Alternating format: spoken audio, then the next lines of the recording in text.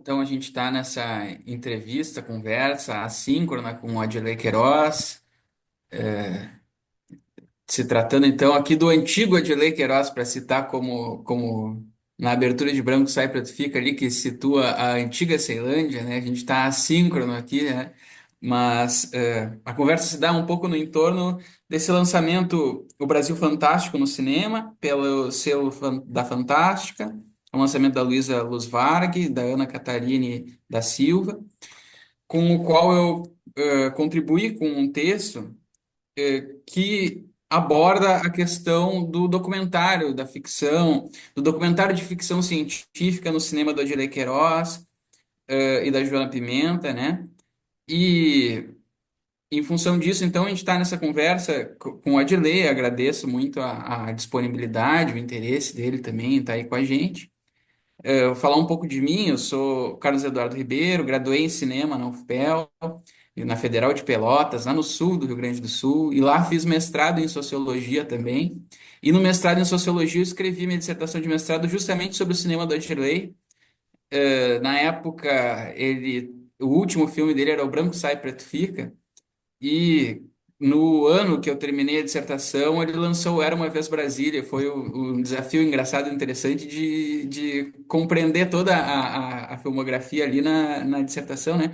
Mas acho que foi um trabalho que me fez muito feliz, assim, de ter feito, né? Cruzei assim o cinema do Adilei Queiroz com uma série de autores ali que eu estava estudando, Stuart Hall, teoria pós-colonial, Gramsci, né? E pensando assim a ficção e o documentário. E fico muito feliz também com o convite da Luísa, que me provocou a escrever esse texto aqui que veio pro livro, que é um texto que justamente brinca e provoca essas fronteiras entre documentário e ficção, que eu acho que eu fiz aqui no texto de uma maneira mais madura do que eu fiz na minha dissertação, né? Agora também porque sou mais velho, já estou em outra fase da vida. Depois eu fiz o doutorado em comunicação na URGS, agora estou de professor substituto na Federal de Santa Maria, aqui, né? Sempre, assim, mais ou menos no entorno do Rio Grande do Sul, embora eu tenha feito um pedaço de doutorado ali na UFMG, eu fiz um sanduíche ali.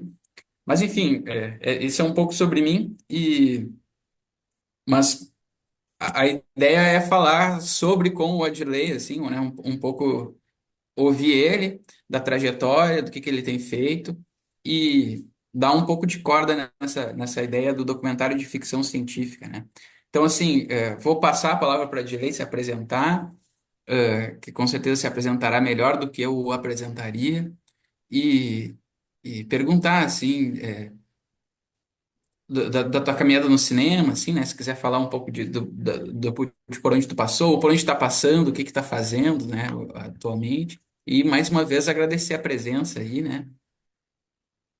Tá bom, tá bom. Muito obrigado aí também pelo convite. Obrigado, Luísa, pelo convite também, sabe? Fico muito honrado, assim, de certa forma. Que, sim, eu acho que é uma honra muito grande, assim, você ter um trabalho analisado, né? Alguém que se debruça sobre o seu trabalho e pensa sobre ele, assim. Para mim é muito honroso, assim. Eu fico muito feliz, na verdade, assim, de certa forma, poder também estar dialogando com essas questões todas com outras pessoas que às vezes você nem conhece, né? Pessoalmente, vamos dizer assim. Então, meu nome é Adirley, eu moro em Ceilândia, né? Onde meus filmes todos se passam. Ceilândia é uma cidade aqui do DF, tenho 54 anos, enfim. E comecei no cinema muito cedo, muito tarde, na verdade, né? Eu começo no cinema com... Meu primeiro filme eu tinha 35 anos, na verdade, já, né? Então, a minha relação com o cinema se dá muito tardia, vamos dizer assim, né? Eu nunca tinha relação nenhuma, na verdade, com o cinema. Então, eu estava em outro lugar, na verdade, antes do cinema, né? Eu fui jogador de futebol, times pequenos aqui da cidade, mas vivi minha vida todinha, assim, quase, vamos dizer, sei lá, 16, 17, 18 anos, em função do universo futebol. Então, era isso que me movia a vida toda. E entrei no cinema muito por acaso, assim. E talvez essa entrada tardia no cinema pode ter também me jogado nesse lugar entre o que é representação daquilo que a gente chama de realidade, ou, né, do que essas representações todas de realidade, não realidade, enfim. Ultimamente estou fazendo um filme, eu já fiz vários filmes, na verdade, né? Tá no teu texto aí, acho que foi, né? O meu primeiro filme foi um curto chamado Rap Canto da Ceilândia. Depois eu passei por um filme chamado Dias de Greve. Depois eu passei por um filme chamado Fora de Campo. A Cidade é uma Só. Tem alguns curtas no meio do caminho. Tem para televisão, um filme chamado Meu Nome é Maninho, que é um curta por Sport TV. A gente fez a época da Copa do Mundo, né? Eu não gosto muito, chamado Meu Nome é Maninho. O Tem, Maninho do Fora de Campo. o mesmo Maninho. Eu não E aí sabia. a gente faz um filme de 13 minutos, que era em 2014, na Copa do Mundo do Brasil, foi reunido 13 cineastas para fazer 13 filmes, né? Que era, na verdade, tem um filme do Kleber também, tem um filme meu, tem filme do Lázaro Ramos, se não me engano, tem várias pessoas, na verdade, assim. São 13 cineastas. Depois eu fiz uma série também, uma série para a TV Brasil, chama Fantasmas da Casa Própria, junto com o Cássio, que é um parceiro nosso aqui. Tem um filme do MST que eu gosto muito, inclusive, dentro desses episódios, assim, que talvez, um dos poucos filmes que eu faço fora aqui do contexto Ceilândia. Depois depois a gente fez, paralelamente estava fazendo, a gente fez o Branco Serpa do Fica, depois fez Era Uma Vez Brasília, depois, né, Mate Seco em Chama, já com coprodução, com co-direção com a Joana Pimenta, que já tinha feito comigo a fotografia do Era Uma Vez Brasília. E nesse momento estou fazendo um filme chamado Grande Sertão Quebradas. Na verdade, terminei esse filme já. Agora estou na fase de começar a pensar no lançamento dele. Que é um filme baseado em alguma coisa ali no Veredas e tal, mas não é o Veredas, né?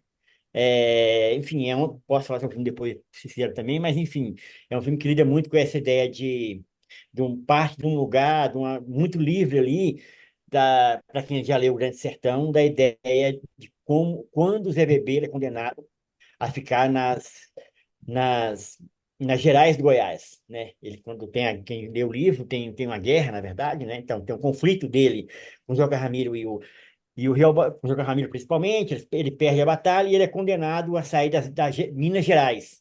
E ele é condenado ao exílio, que era Gerais do Goiás. E isso ficou muito na minha cabeça, assim, porque esse exílio de Gerais de Goiás é o exílio que eu nasci, na verdade, nasci em Goiás. O Goiás sempre, dentro dessa literatura, ele era o lugar dos exílios, né? O lugar do exilado. Dentro desse cerrado centro-oeste, sudeste aqui brasileiro, o centro brasileiro, vamos dizer assim, o Goiás sempre foi esse exílio. E para quem conhece o DF hoje, tem isso também. O DF hoje são 35 cidades satélites, RAs, que a gente chama. É uma doideira, já é ficção científica, né? Você pensa que tem Brasília, que é um centro, aí antigamente o nome era Cidades Satélites. Então a cidade ficava girando, era uma ideia de que a cidade girava em torno de Brasília, já é uma ficção científica pronta, né? E elas vão crescendo, depois elas adquirem nomes que são mais estranhos ainda, como exemplos, RA1, 2, 3, mas em números romanos. Imagine, RA9 em número romano, que é a Ceilândia, RA32, que é o Sol Nascente, que era um bairro de Ceilândia. Então, a própria cidade, ela vai se organizando, na minha cabeça, assim, numa grande ficção científica, sabe? Então, ela toda assim, mesmo naquilo que a gente, nos aspectos, vamos dizer assim, eu estava falando dessa obra do Guimarães Rosa, né? Para mim, a minha leitura sobre isso, eu parto desse lugar específico desse personagem para pensar o entorno do Goiás. E o DF já é em torno de Goiás, né? Então, o território não tem mais para onde se expandir. Ele se expande no cinema, né? O cinema faz uma fricção, vamos dizer assim, né? A ficção expande a realidade, vamos dizer assim, né? E aí a gente chega nesse entorno do Goiás. Mas, enfim, eu estou neste lugar, nesse exato momento, tô nesse lugar de fazer um filme assim, que é um filme que também tem um pouco de ficção científica, mas é um filme que passa por memórias e situações mais soltas, vamos dizer assim, muitas atmosferas. Não que tentando pegar pelo menos, vamos dizer assim, aquele fio condutor do Grande Sertão Veredas, que na verdade é, é essa fragmentação, vamos dizer assim, do real, né? O Grande Sertão, para mim, tem essa coisa fragmentária que no final da leitura a gente tem uma unidade muito grande, mas partindo de espaços muito fragmentários, né? Enfim, não sei. Então, isso não era nem o escopo inicialmente da conversa, né? Mas é isso aí, cara. Agora tu já me fez pensar coisas assim que também não estava no escopo da conversa, que é essa ideia assim de Brasília como ficção, tem toda uma história de Brasília como futurismo, modernismo, né? No sentido de ser a expansão para o oeste, o projeto de futuro e tal, né? Aham. E que leva para algo da ficção. e que leva para algo da aridez, assim, que tu falou. E eu fiquei pensando na a Idade da Terra, do Glauber, assim, que vem para Brasília como uma espécie de memória dos tempos imemoriais, assim, né? Que vai para isso que tu disse também da memória, que leva para o passado, então leva para o futuro, leva para o passado, tem algo da aridez, assim, também, né? Do descampado, de algum modo, né? E dos múltiplos tempos na mesma coisa. Não sei. Mas, enfim, a segunda questão que estaria no escopo da conversa seria do documentário de ficção científica, né? Que eu acho que essa é a provocação que é tua, que eu dei corda, assim, né? Que eu quis dar corda, assim, né? Que eu acho que é produtivo, assim, né? Que interessante, que paradoxal em si mesmo, né? Parece que é um conceito que se implode em si mesmo, assim, né? Que o documentário de ficção científica, né? Antitético, né? Mas que massa, sabe? É aí que tá. E aí eu queria ver tu dar corda nisso aí também, né? Aham. É, é engraçado, assim, essas coisas surgiram para mim, assim, Duda, muito no cotidiano, sabe? Como assim, eu acho que é difícil explicar isso sem explicar o lugar que eu estava pensando, ou o lugar que a gente estava pensando, o lugar que eu estava vivendo, e o próprio lugar de cinema que a gente estava vivendo, né? Então a gente sempre fez cinema, agora menos, obviamente, porque a gente fez alguns filmes, mas sempre a gente viveu, vamos dizer assim, muito fora dos lugares, assim. Mesmo no DF, no que a gente chama de cinema de Brasília, a gente nunca teve presente, nunca teve em diálogo com o cinema de Brasília. Então, de certa forma, a gente sempre fez os filmes acreditando que o nosso espaço era o espaço. E não era uma vontade de estar fora, era simplesmente porque era uma outra conjuntura de cinema, em que a gente estava fora de qualquer forma, né? Mas isso talvez trouxe a gente para lugares muito, vamos dizer assim, em que o que interessava, talvez, fosse essa experiência na cidade.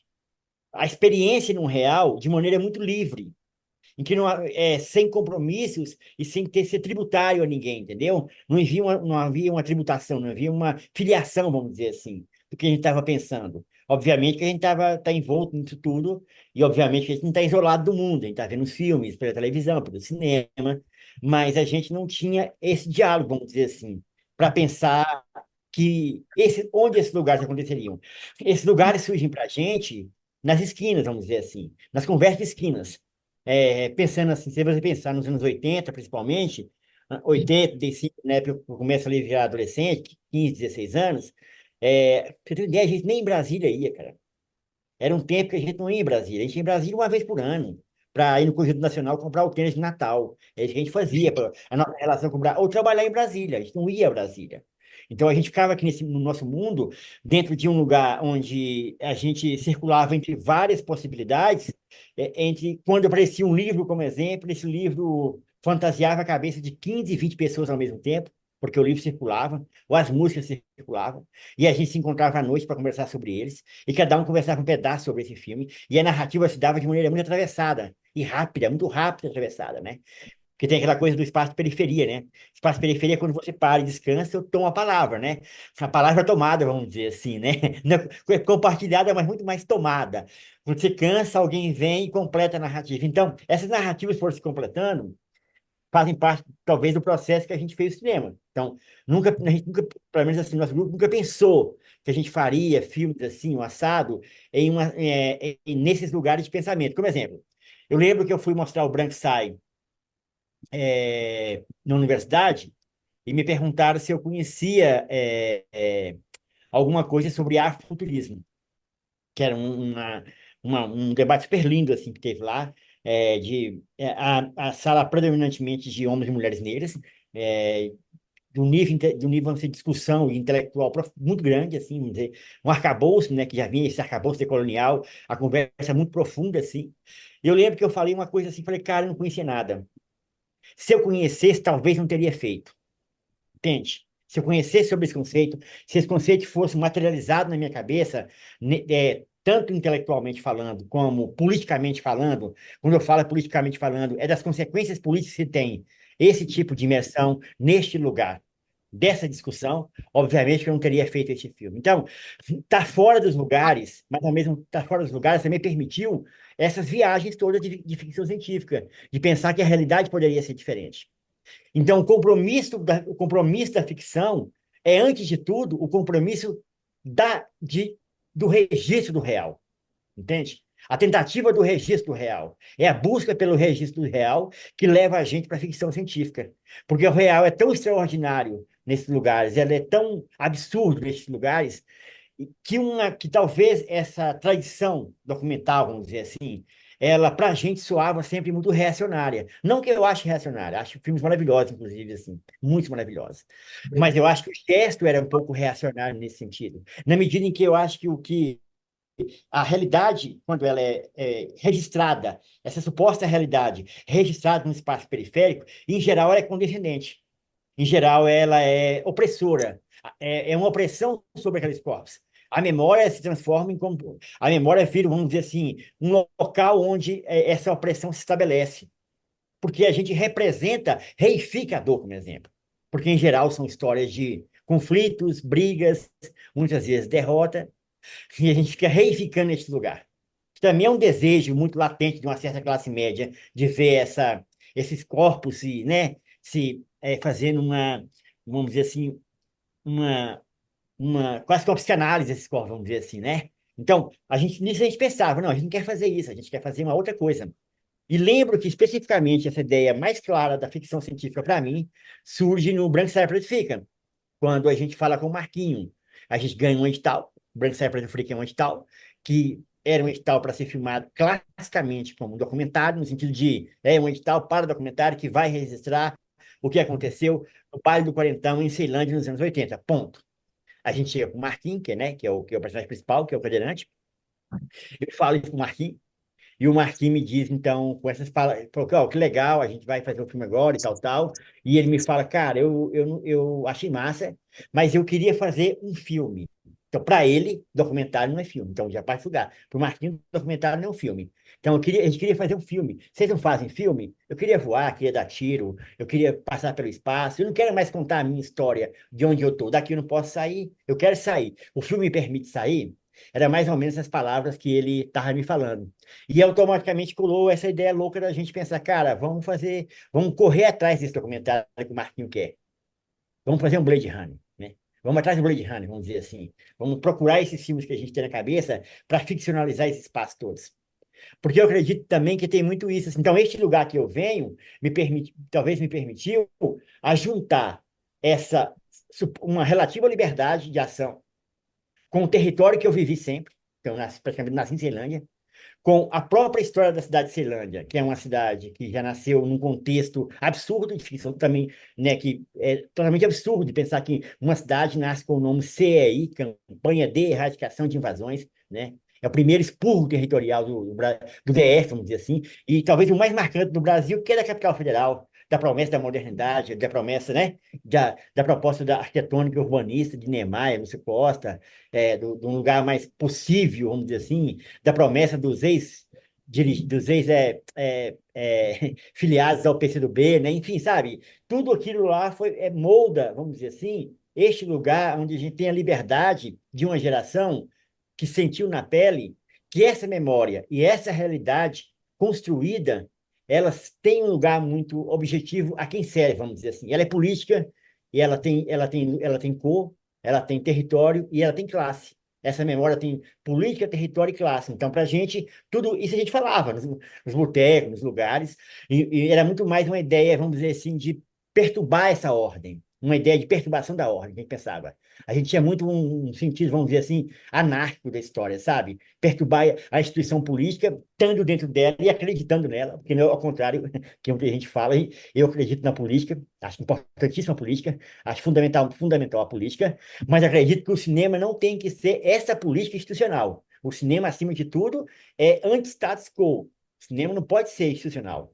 Enquanto Adirley, eu sou um ser institucional político. Eu faço parte de partido. Eu faço parte da ritualística, vamos dizer assim, do lugar do politicamente correto. Sem politicamente correto, não há política, não há avanço. Porém, o cinema jamais pode ser isso. O cinema tem que ser o conflito disso aí. O cinema não tem nada a propor, eu acho. Mas se ele poderia propor alguma coisa, é esse embate anti-institucional. Tem que ser anti-publicitário. Ele tem que ser, por excelência, antipublicitário. E daí eu acho que os personagens nascem nesse contexto, entende? Esses arquétipos que a gente cria, a gente promove e institui e tenta instituir esses arquétipos para que eles tenham uma potência ficcional. Que eles tenham eu acho que quando eles chegam no absurdo do ficcional, a gente encontra o documentário, sabe?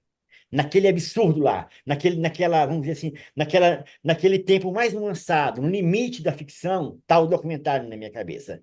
A proposta, então, é que esses arquétipos vão para o absurdo, e o tempo vai moldando isso. E chega um tempo que a única forma de contar isso é a gente recorrer a um lugar mais próximo do real. Então, você propõe ficção, filma como documentário pensando no futuro.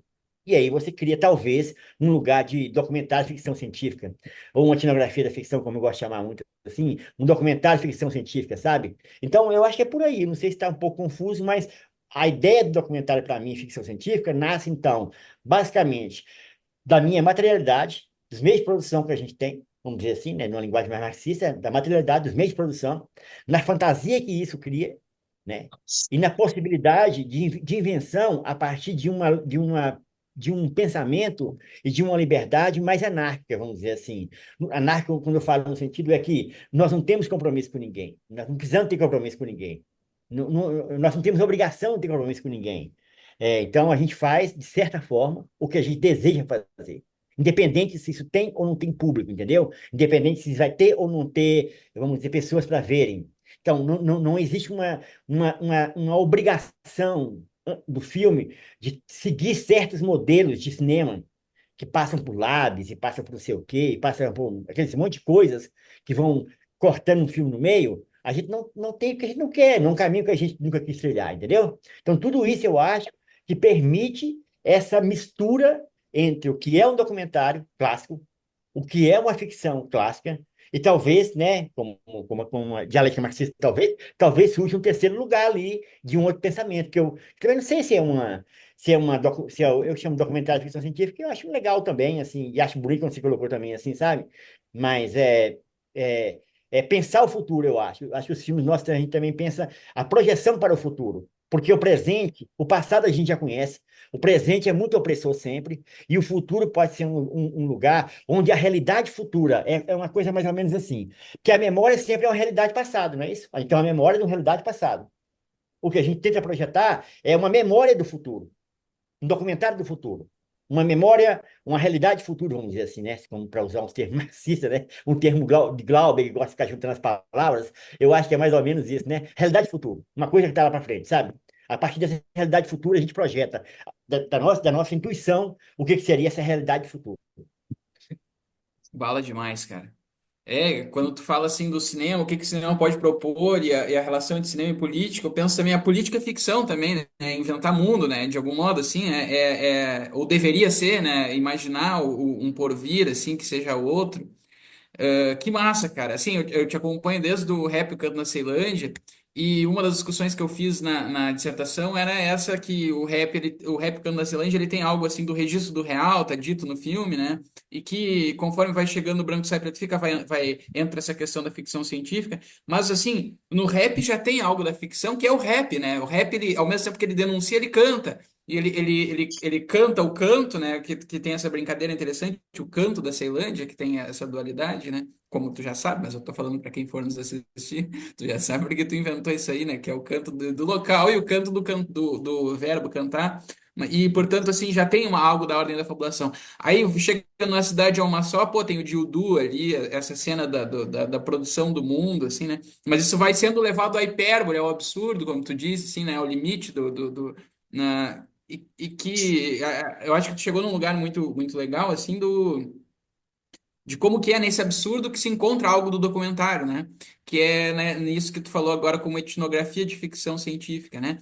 Porque um documentário no sentido clássico, assim, ou pelo menos pensando no cinema direto, ele vai lá, registra a cena, registra os corpos, mas ele não chega num negócio que é onde tu chega quando tu faz um filme com teu brother, tá ligado? Que é na subjetividade do maluco, né? No que o maluco especula, assim, como tu conta do Marquinhos agora, pô, o que que o Marquinhos queria fazer de filme, né? Então, isso que é da ordem da especulação, da viagem, né? A viagem que faz parte da constituição de quem é aquele sujeito, faz parte da constituição do espaço, né? Aquele espaço produziu aquele sujeito, produziu aquela viagem daquele cara, né? Então tem algo de documental, de real, que a ficção extrai, né? Que esses momentos assim do absurdo da viagem extraem que um documentário não acessaria, né? Então, nesse sentido, a ficção tem algo de mais documental que o documental. Ela vai a lugares do real, né? Que são coisas que estão latentes no real, né? E É, ela acho que performa, né? Eu acho que ela possibilita a performance. Isso é importante também, assim. Eu acho que os filmes que a gente faz tem muito performance de rua, sabe? Eu vejo o texto que você fala quando, né, o Dildo encontra a carreata da Dilma, vamos dizer assim, né? É uma performance. E o cinema potencializa aquela performance. Para aquela multidão que estava vendo a gente ali, três pessoas filmando, uma camaletinha, um sonzinho e um cara andando, para eles talvez não tenha a dimensão do que a câmera proporciona, do que aquele olhar, aquela seleção da câmera vai proporcionar, né? Projeção para o futuro, vamos dizer assim. A realidade, a busca pela realidade, ela inevitavelmente chega ao acaso, obviamente. Você vai chegar nos acasos. E esse acaso é quase que todo acaso é premonitório, cara. Todo acaso é futurístico. O acaso é futurístico, porque ele é premonitório, eu acho, Uhum. né? Você entra nesse espaço, quem quer, assim, por exemplo, quando a gente filma a carreata da Dilma, a câmera, o que a câmera mostra pra gente? A gente mostra os caras derrubaram a Dilma. Então, toda aquela conjunção política que o PT fez naquele momento da eleição da Dilma, a- aquela pareada de partidos que estavam dela, se você olhar depois com calma, você vai ver que são os partidos que derrubam ela 2, 3 anos depois, né? Alguns anos depois, na verdade, não. Ela teve a primeira eleição, a segunda eleição, né? Derruba ela na segunda, no segundo momento, assim. Então, é, e o próprio filme, no sentido de um cara que está indo na contramão da carreata do PT, né? Na contramão, vamos dizer assim, do que eles estão chamando de progressismo brasileiro, né? Sendo que ele também se acha um progressista. Mas então é a Câmara que vai, essa Câmara vai potencializar esse desencontro, vamos dizer assim, que é o desencontro como se dá essa possibilidade de a gente pensar que essa junção política vai causar porque é isso que a gente que o filme mostra, né? Ele é um candidato radical, vamos dizer assim, popular, vamos dizer assim, beirando ao populista, vamos dizer assim, que é essa ideia do filme, né? Onde você toca o populismo performático, né? Porque o que falta na política, na minha ideia é essa, na política falta mais performance e menos política, vamos dizer assim. Presidente tem que ser de tudo performático, não tem que ser tem que ser, né? Presidente é outra coisa. Regime presidencialista é um regime performático. Trump já nos mostra isso, o Bolsonaro já nos mostra isso. E é engraçado que se você olhar o Cidade é uma só como exemplo, toda aquela eu acho que Cidade é uma só, por exemplo, aquela política do Dilma é capturada pela direita, não que eles viram Cidade é uma só. Tem que existe cidade uma só. Mas se você olhar, ela foi capturada, capturada. O Dildo era um cara que fazia as armas eram um elemento importante. Um jeito mais outsider era importante, o jeito de encaramento com a política é importante, o jeito de falar rápido é importante, o jeito da não política era importante. Então, era o corpo periférico clamando para a não política nesse sentido, para uma outra performance política, que a direita, anos depois, captura. É muito simples assim. E a nossa esquerda sempre não teve coragem de enfrentar essa imagem. A imagem das periferias enquanto um lugar que não é catalogado como centro. Não é a periferia não tem nada a ver com o universo progressista, apesar de esquerda, ainda bem, mas não tem nada a ver com isso. Os corpos são diferentes, as imagens são diferentes, o texto é diferente, e a direita no mundo todo captura isso, né? Uhum. E ela transforma isso em fascismo. Aquilo que a gente achava que podia ser uma política progressista, a direita captura ela de maneira publicitária e transforma no fascismo.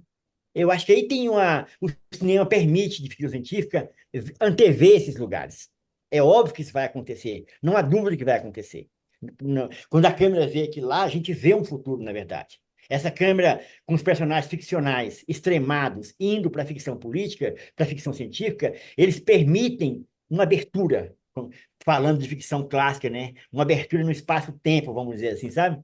É um corte no espaço-tempo que permite uma antevisão, vamos dizer assim. Não que a Que gente massa. antevia. Quem anteviu foi o processo, não foi a gente. A gente não teve Claro. nada. É o processo filmado, registrado, experimentado naquele processo que fez aquilo. Não era uma vez, na verdade, tem muito parecido com isso. Não era uma vez a gente faz cenas em que as pessoas vão para o Congresso atacar o Congresso. A cena das caveiras nada mais do que isso. A gente atacou o Congresso. Numa perspectiva, vamos dizer assim, de esquerda, um Congresso que tinha derrubado Dilma, vamos dizer assim. Então a gente atacou aquele Congresso. Tempos mais tarde, aquela mulher, esqueci o nome dela, que soltou fogos contra o STF, foi fazendo uma performance tipo Game of Thrones misturado com Xuxa, assim, uma coisa mais que elas alucinaram, que falaram que ia derrubar o Congresso, e depois também veio o 8 de janeiro, né? Então, essa latência está presente, sempre esteve presente nesse universo periférico. O que a classe média faz é se apropriar dessas imagens. E transformar elas em uma peça publicitária. Eu acho que aí é a diferença que a ficção científica pode dar. A ficção científica, como ela tende à distopia, né? Que ela tende à distopia. A distopia faz parte de uma antevisão. Ao contrário, vamos dizer assim, da apropriação política pela direita, que ela cria um, um slogan, cria um slogan político que é asséptico, limpo e, apesar da suposta violência, nada mais é do que uma performance para redes sociais. Então, tem tudo que é muito embaralhado, assim, sabe? Que eu acho que é importante pensar num caminho possível que filmes de ficção científica podem chegar, se, no meu caso, como exemplo, alinhados com essa ideia entre a realidade, porque a gente filma como documentário, que eu acredito que os filmes são documentários, não tenho dúvida nenhuma para mim que os meus filmes são documentários, nunca tive dúvida. No sentido, se for para eu catalogar entre documentário e ficção, para mim é mais documentário. No sentido de a abordagem, o Documentário do tempo. futuro, até pelo que você está dizendo É, agora, né? é, a ideia seria essa, um documentário para o futuro. A memória do futuro, mais ou menos assim. Que massa, cara. Sabe que um negócio que eu comecei a escrever com um amigo e não terminei sobre o teu cinema, toca muito no que tu fala agora, que é em Deleuze tem uma ideia assim da vidência, né? E eu tava pensando assim desse cinema periférico, assim, como um cinema vidente, muitas vezes. Por exemplo, ali no A Cidade é uma Só, tem uma desilusão com o governo petista que a esquerda só vai sentir depois, né? Então, ali, assim, a partir daquela experiência, há um olhar de evidência, é como se é uma verdade que chegou antes na periferia e que depois, assim, vai se alastrar para o nacional. Então, o Deleuze vai dizer que o vidente, ele vê, de tanto ver o intolerável, né? Ele é capaz de ver o que virá. E isso se afina muito ao que você está falando, assim. Eu fico pensando também nisso que está dizendo da relação entre o documentário, como que algumas cenas, por exemplo, essa que tu diz do encontro entre o Dildu e a carreata do PT, onde a gente vê ali as pessoas que derrubariam a Dilma, que legal, eu não tinha pensado nisso aí, eu não tinha me fragado disso aí que tu falou, né? Então, assim, como que um encontro desses só pode surgir, assim, pelo menos me parece, muito atravessado pela ideia de construção coletiva do filme, né? De construção no espontâneo, de, de como que o filme ele se constrói no acaso, como tu diz, assim, mas também de uma espécie de um roteiro tão aberto que excede o que uma cabeça sozinha, né, poderia imaginar, sabe? Então, assim, quando tu diz que um documentário é reacionário, que é, e o filme, a ficção roteirizada também é, né? No sentido de que o roteiro, ele já dá algo estabelecido a ser seguido, assim. Então, me parece que esse projeto, assim, esse procedimento, assim, né, que tu leva adiante, ele supera algo de reacionário, tanto do documentário, que é a ideia de ficar recontando um passado, quanto algo de reacionário da ficção, que é ter um projetinho, que tu toca aquele projetinho, e daí, né, nessa abertura, assim, dos dois lá, né, tu saiu pela tangente, tá ligado? Tu, não, tu fugiu pela tangente do problema, da ficção, do documentário, e ali tem essa abertura, assim, que eu não sei pôr em palavras, afinal de contas, né? Mas não concordo contigo, cara. Assim, e aí, só falando, é por acaso, a gente nunca, vamos dizer assim, a gente pensou depois, nunca pensou antes do filme. Obviamente, quando a gente viu o filme, Porque quando a gente vê um filme, eu acho também, não sei se você tem essa mesma experiência com o texto, com os livros, a gente se depara com uma espécie de um monstro, no sentido de caralho, a gente chegou nesse lugar como? Assim, às vezes é muito assustador pra gente um filme. Pra mim foi sempre. Quando eu vejo o resultado do filme que eu fiz, pra mim é assustador. Não no sentido de. O imponderável tá sempre circulando, sabe? As probabilidades são muitas do filme acontecer. E se tu estiver aberto ao processo, elas vêm de maneira visceral. E aí o filme acontece, talvez, sabe? Então, estes são lugares assim de pensar. E eles é engraçado porque eles categorizam as realidades. Como exemplo, assim, no último filme que a gente fez, não está no escopo do texto ainda, assim, do seu texto, mas por exemplo, o Mato Seco em Chamas, hoje em dia, as personagens da Ceilândia, as meninas da Ceilândia, as meninas mais jovens, elas andam com uma camisa como Leia the Best, mais ou menos assim, Leia the Best, assim, na escola, sabe? A Leia virou uma espécie de uma lenda na cidade, ela virou um lugar lendário, virou o arquétipo como o Marquinho é um arquétipo da Ceilândia. O Marquinho do Tropa de Elite é um arquétipo de Ceilândia, que é uma coisa também quase que. Não, o Marquinhos chega no ventre da mãe.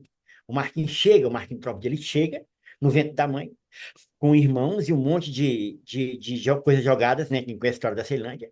As pessoas tiraram de Brasília e jogaram no meio do mato aqui. Então, o Marquinhos chega nesse lugar, nasce aqui, percorre toda a estrutura da Ceilândia por todas as etapas. Então, ele nada mais é do que o território. Marquinhos é um território Ceilândia em movimento, né? Ele é o corpo em movimento. Assim é com Eleia, um outro personagem que passa por todas as consequências destes corpos periféricos alijados do processo de inclusão, cara. Você pensa assim, é, se você pensar a periferia, grande parte da periferia, ela vive sobre uma espécie de um espectro assim, do universo carcerário. Porque o universo carcerário faz parte da política pública de Estado, né? A cadeia é a política pública de Estado contra os corpos periféricos, né? A cadeia, inclusive, faz uma espécie de divisão social do trabalho, né? Ela consegue agrupar as pessoas nos lugares delas, assim, né?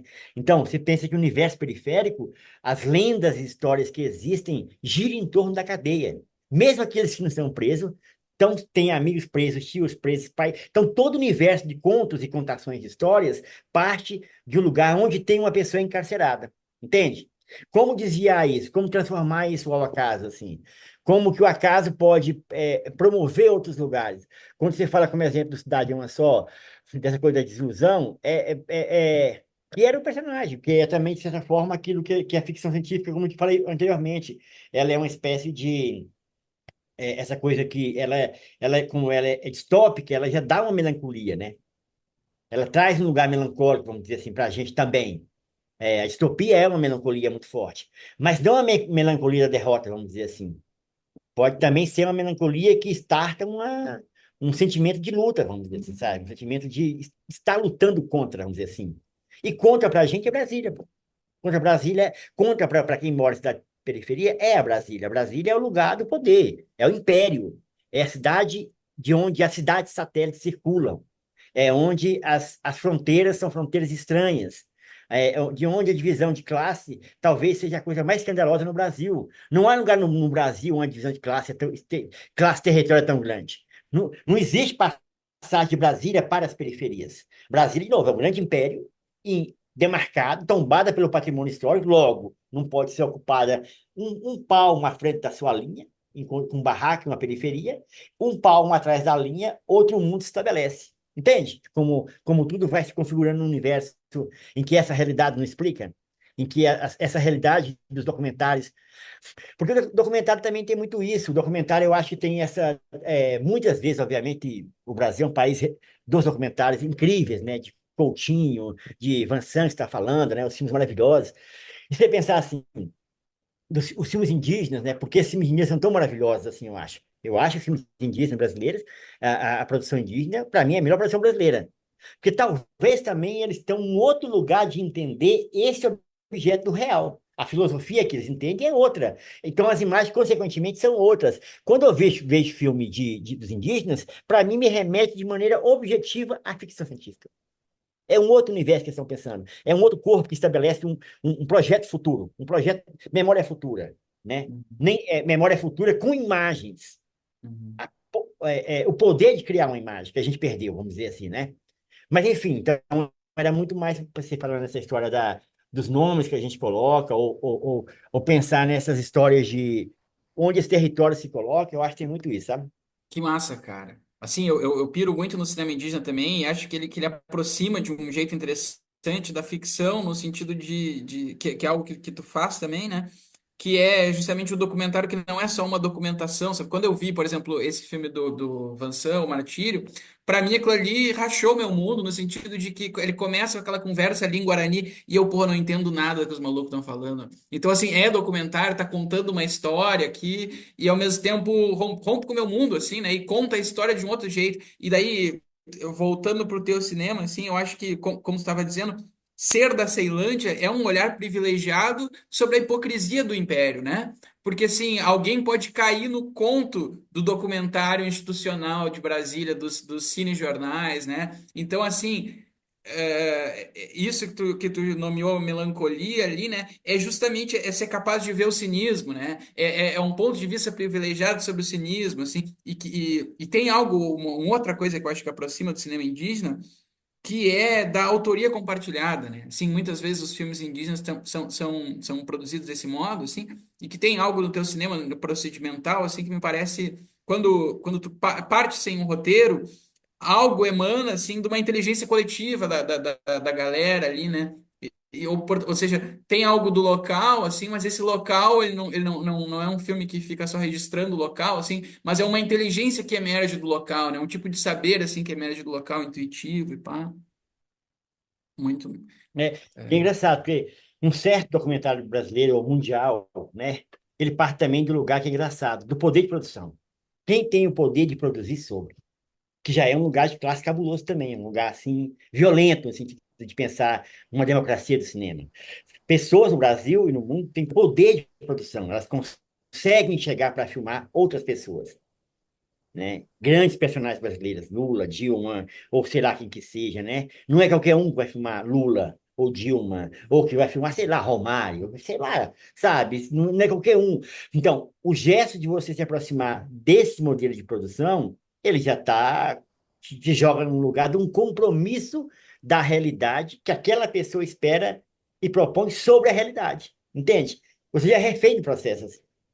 Então, na medida em que você. Então, aproximação e afastamento sobre a instituição também é um lugar importante de você pensar o que é o documentário. E, e é engraçado como muitas vezes as pessoas falam com uma certa arrogância, né? Do documentário e acham que esse documentário é um documentário importante para o Brasil, importante para a cinematografia brasileira, essa coisa toda, né? E ao mesmo tempo elas estão também, de certa forma, em alguma instância, contribuindo com um lugar muito reacionário, né? É um lugar de reafirmação da história a partir desse lugar que ele tem o poder sobre de falar sobre pessoas, assim. Eu estava até comentando esses dias que eu tenho muita vontade de fazer uma biografia livre do Lula. Sem constar o Lula, obviamente, né? Eu não ia constar o Lula para fazer a biografia dele, né? A partir de um fã do Lula. E seria basicamente no boteco da minha casa, seria só no boteco. Um cara sempre bêbado que chamava Lula e é o Lula presidente do Brasil. No sentido do sonho que ele tem, da fantasia, da aproximação que o corpo meu pode ter com o corpo dele, da representação de classe, de espaço, de tempo, sabe? Não a oficialidade daquela pessoa, que a aproximação gera essa oficialidade, né? Então, acho que é isso, assim, sabe? Acho que o documentário tem muito essa história da gente... E eu acho que esse documentário, cara, a gente consegue trazer uma imagem. Obviamente, tem milhões de formas de fazer os filmes. Van Sant faz de um jeito que é maravilhoso. Coutinho fazia maravilhosamente, assim, sabe? Enfim, o Brasil é cheio de cineastas muito... O mundo é cheio de cineastas muito bons. Mas eu acho que também uma possibilidade de pensar e promover esse atrito de uma ficção científica, um documentário de ficção científica em espaços periféricos, urbanos, ou sei lá como a gente vai chamar, né? Ele gera essa possibilidade da criação de outra memória, da criação de um tempo político, vamos dizer assim, da imagem política, né? Uma imagem, quando eu digo política, obviamente, a partir do nosso lugar aqui, né? Essa imagem política que nós podemos construir sobre o mundo, porque todas as imagens são políticas, né? Não existe imagem apolítica. Estou dizendo a possibilidade que tem dessa imagem política. E quando essa imagem política acontece, ela obviamente gera conflito. Obviamente, se a gente faz uma imagem que funciona, metade da população tem que odiar. Para mim, isso é muito claro, assim, sabe? Assim, se todo mundo gosta, é um problema mesmo, né? É porque se você tenta criar uma imagem política em que o cerne da parada é uma luta de classe, se todo mundo gosta, tem um problema sério nessa imagem. Desculpa. Essa imagem tem que também que perturbar, eles têm que falar que o filme não tem tempo, que o tempo é lento, que não sei o quê. Tem que ter um lugar em que desajusta esse personagem, vamos dizer assim, vou usar o termo, que eu também não estou muito longe disso, que esse personagem pequeno burguês olha para esse mundo. Ele tem que ficar desajustado. Esse personagem privilegiado sobre o olhar da história tem que ficar puto, tem que ficar, às vezes, irritado também, sabe? É isso, a gente vai se envolvendo e se dialogando com pessoas que estão antenadas com o que está falando ou não, ou desantenadas, não tem problema. Esses filmes geram esse conflito também, eu acho, sabe? E é importante gerar esse conflito. E é importante gerar esse conflito com uma ideia crítica, vamos dizer assim. Pelo menos eu acho, né? Não sei se meu filme consegue fazer isso, mas eu acho muito bom quando eu vejo um filme que consegue fazer isso. Consegue tirar a gente do lugar no sentido de pensar mesmo que esse filme é um horror ou esse filme é muito legal, sabe? Não porque ele se propõe uma imagem política, de novo. Se propõe a imagem política, se propõe um rompimento, ué. É muito simples para mim, assim. Política é rompimento, né? É a mesma coisa dessa história que a gente tem contemporânea, né? Acho que o Brasil nunca teve tão político, sabe? Nunca teve um momento tão político. O problema é que a gente nunca entendeu a versão política das pessoas que a gente chama de não sei o quê, de direita, de alienado, não sei o quê. Acho que nunca teve tão político, inclusive, assim, nunca teve tão conflituoso, a disputa nunca teve tão grande, sabe?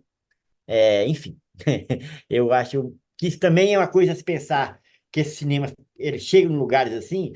Mesma coisa, porque se você pegar o gênero da ficção científica, historicamente é tido como alienado, né?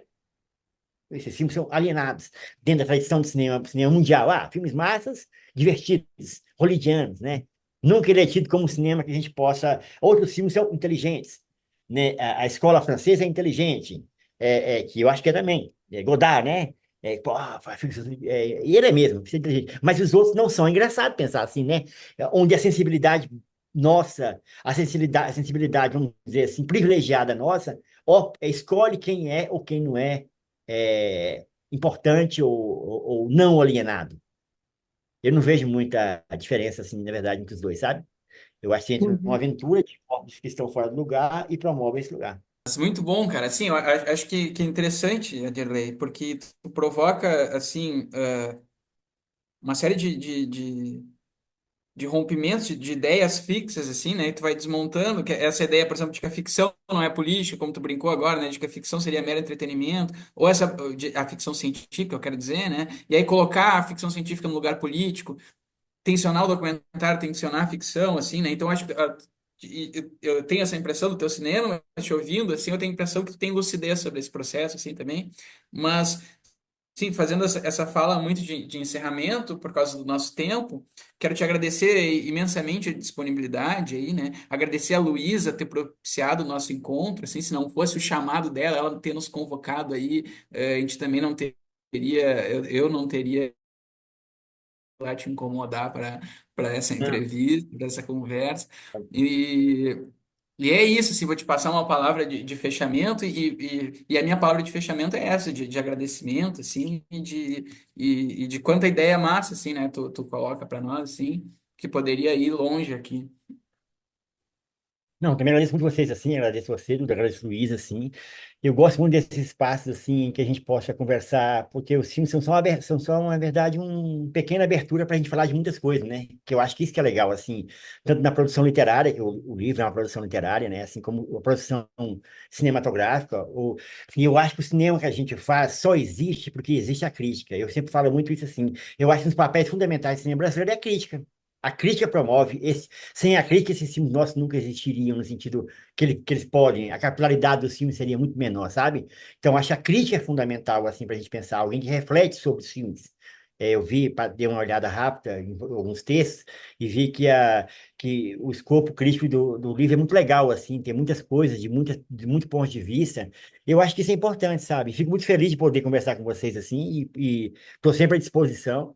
Eu acho que eu estou numa fase em que eu gosto muito de pensar sobre esse filme, sabe?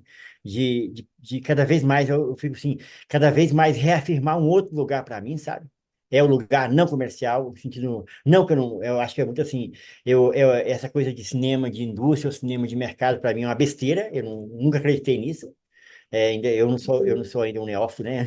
Eu não acredito nada disso aí. Eu acho que isso aí é uma tontice, assim. Então, para mim, e eu gosto cada dia mais de lutar por esse espaço de um outro cinema, porque um outro cinema pode ser possível também. Não estou dizendo que é melhor ou que é pior, não tem nada a ver. Eu gosto de cinemas que tem um apelo comercial no Brasil. Eu gosto, eu gosto de Bacurau como exemplo. Eu acho que, sabe, esses filmes que têm esses apelos assim, não estou dizendo que esse tipo de filme é o filme que tem que ser feito, estou falando. Falando que esse tipo de filme que a gente faz, ele também pode ser feito por muita gente. Ele também pode ser construído por vários lugares no Brasil, assim, sabe? Que parte, que é uma outra história, basicamente pela ideia do modelo de produção. Aí é uma outra história que a gente pode falar. É o modelo de produção que reflete o filme. Um filme sempre é reflexo do seu modelo de produção. Como é tudo, como, né?